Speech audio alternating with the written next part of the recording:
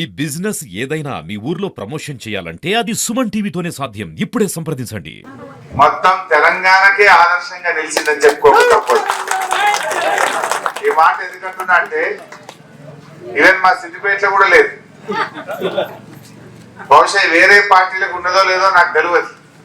కానీ టిఆర్ఎస్ పార్టీకి ఒక గ్రామములో సొంత భవనం కట్టిన ఘనత తీగులు గ్రామానికి మా కార్యకర్తలకే దక్కింది.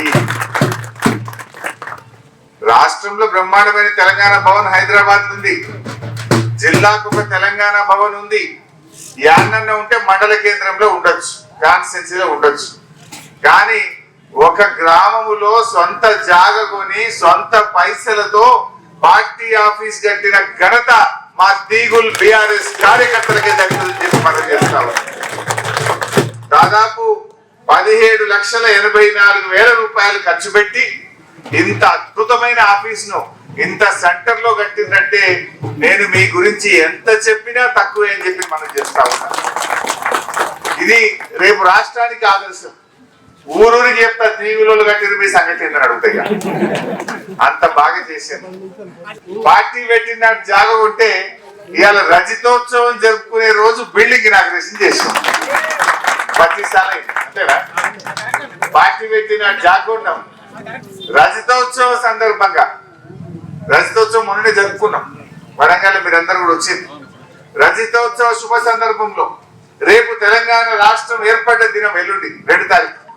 ఈ శుభ సందర్భంలో మనం ఈ పార్టీ ఆఫీస్ ప్రారంభించుకోవడం నిజంగా నాకు ఎంతో గర్వంగా ఉంది, ఎంతో సంతోషంగా కూడా ఉంది అని మనం చేస్తా ఉన్నాం. కార్యకర్తలు చందాల రూపంలో కాదు, సొంత డబ్బులు మీ జేబుల్లో నుంచి డబ్బులు వేసుకొని మీరు ఈ భవనం కట్టించిందంటే నిజంగా మీరు చాలా గొప్పవారు. అయినా ఈ గ్రామమే గొప్పది నా దృష్టిలో. తీగులు గ్రామానికి బాగా చరిత్ర ఉన్నది. ఏ ఉద్యమమైనా తీగులు ముందుంటది. ఆనాడు స్వాతంత్రం కోసం రజాకర్ల మీద ఉద్యమం చేస్తే కూడా తీగులు గ్రామం ముందుండి రజాకర్ల మీద పోరాడినటువంటి చరిత్ర కూడా ఈ తీగులు గ్రామానికి ఉన్నది. 1969లో మొట్టమొదటి తెలంగాణ ఉద్యమం, తొలి తెలంగాణ ఉద్యమంలో కూడా ఈ ఊరు నుంచి ఆ రోజుల్లోనే కుమ్మరి బాలయ్య గారు, కృష్ణాపురం శాంతయ్య గారు, వడ్ల ఆంజనేయులు గారు, పాటకు మల్లారెడ్డి గారు, ఇట్లా ఎంతో మంది 69 తెలంగాణ ఉద్యమంలో ముందుండి జై తెలంగాణ అని పోరాడిన చరిత్ర తీగులు గ్రామానికి ఉన్నదని గుర్తు చేస్తా ఉన్నా. జనరల్ గా కాంగ్రెస్ పార్టీ అంటేనే దాని నిజస్వరూపం బయటపడాలంటే 3 ఏళ్ళు 4 ఏళ్ళు అవుతుండే. ఇవాళ ఈ రేవంత్ రెడ్డి అయితే 3-4 నెలలకే బయటపడ్డది. 3-4 ఏళ్ళు కాదు, 3-4 నెలలకే ఆగమైపోయింది దుకాణం. అదే ఇది ఉత్తరే కేసు అని పబ్లిక్ 3-4 నెలలకే మనసును పట్టినటువంటి పరిస్థితి ఏర్పడ్డది. అంటే మాటలు ఎక్కువ, పని తక్కువ. మరి ఈరోజు ఆలోచించారు. ఇవాళ రేవంత్ రెడ్డి ఎంతసేపు తెలంగాణ తల్లి విగ్రహం మార్చినా దాని మీద 15 రోజులు సినిమా నడిపాడు. తెలంగాణ సింబల్ మారుస్తాను 15 రోజులు సినిమా నడిపాడు. అందాల పోటీలు పెట్టాను 1 నెల రోజులు సినిమా నడిపాడు. ఇవేమైనా కడుపు నింపుతాయా? ప్రజలకు బతుకు తెరువునిస్తాయా? నువ్వు తల్లిని మారిస్తే, విగ్రహం మారిస్తే, నువ్వు సింబల్ తెలంగాణ చిహ్నం మారిస్తే, నువ్వు అందాల పోటీలు పెడితే ఇది మా రైతులకు ఏమైనా కడుపు నింపుతుందా? మా యువతకు, మా విద్యార్థులకు ఏమైనా మేలవుతుందా? అదే వానకాలం వచ్చిందాక జనుము విత్తనాలు, జీలుగు విత్తనాలు ఇవ్వమంటే అది ఇయ్య శాతం అయితే లేదు. రేవంత్ రెడ్డి దొరుకుతున్నాయి అవి ధర పెంచిండు, డబ్బులు చేసిండు. కేసీఆర్ ఉండగా 1100 సంచి ఉంటే ఇప్పుడు 2200 చేసిండు సంచి. అవి కూడా 3 ఎకరాలు ఉన్నా ఒకటే సంచి ఇస్తారట, వాడు ఎకరం ఉన్నా ఒకటే సంచి ఇస్తారట. అదేందో బంగారం లెక్క. జనము జీలుగు విత్తనాలు కూడా సరఫరా చేయలేని చేతగాని దద్దమ్మ ప్రభుత్వం ఈ రేవంత్ రెడ్డి ప్రభుత్వం. ఎవరైనా మాట్లాడితే పైసలు లేవంటాడు. మరి అందాల పోటీలకి అడిగలు ఇచ్చినాయి పైసలు. 200 కోట్లు ఖర్చు పెట్టి అందాల పోటీలు పెట్టినాం. అందాల పోటీలతోని ఎవరికన్నా కడుపు నింపుతారా?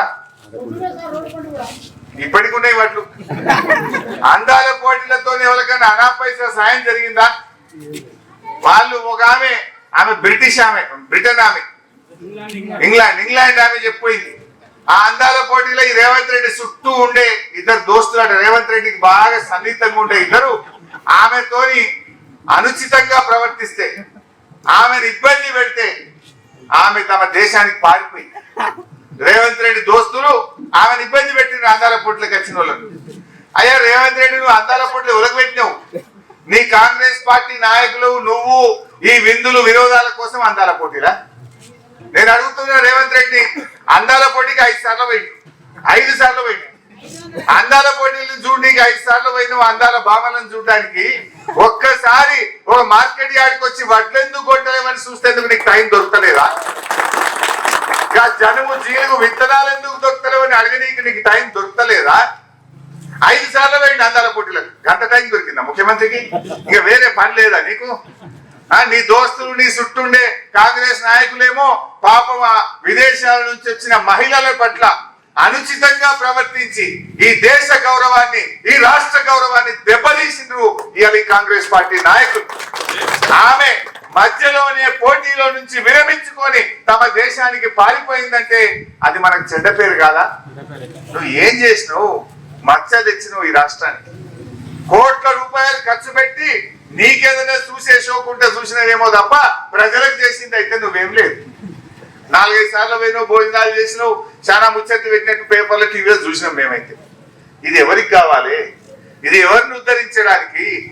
జనము జీలుగు విత్తనాలు ఇవ్వమంటే శాత కాదు, రైతు బంధు ఇవ్వమంటే శాత కాదు. పడ్డదా రైతు బంధు? వానకాలం ఎగదోపిండు, యాసంగికి 2 ఎకరాలకు వేసిండు, మిగతాలకి ఎగ్గొట్టిండు. చెప్పింది 15,000 అందరికి ఇస్తా అన్నాడు, ఇప్పుడు కొందరికే ఇస్తా అంటున్నాడు. ఇచ్చింది కొసరు, ఎగబెట్టిందేమో అసలు. అసలు ఎగబెట్టిండు, కొసరంతా ఇచ్చిండు. ఇంతకు మించి ఏమైనా చేసిండా? ఇవాళ బాగా ఆలోచన చెయ్యండి.